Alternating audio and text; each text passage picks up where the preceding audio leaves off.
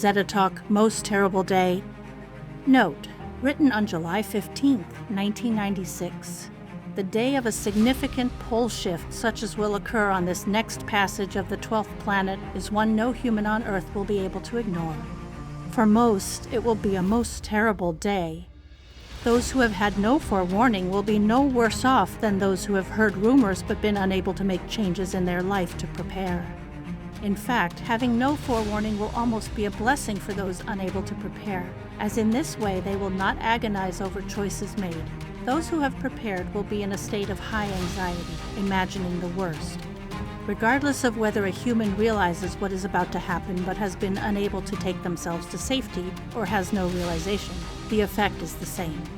They wait for what is to come next.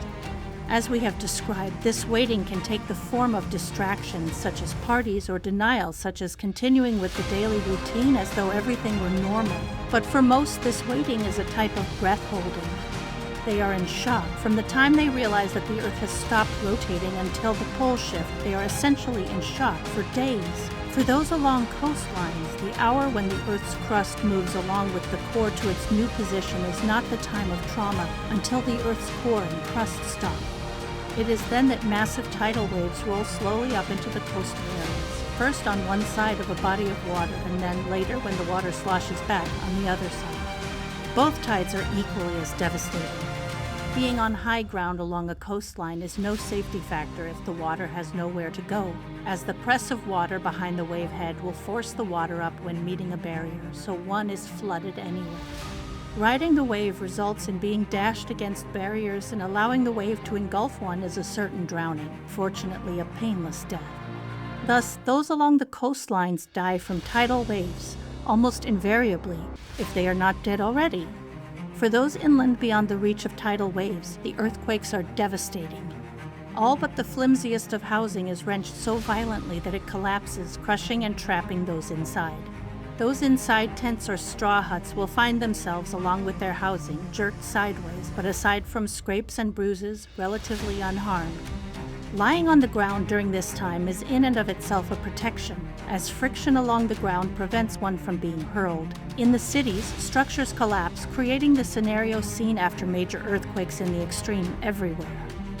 The injured die from lack of treatment, and the living soon sicken from drinking sewage-contaminated water. And with transportation blocked on all sides, starvation soon takes its toll also.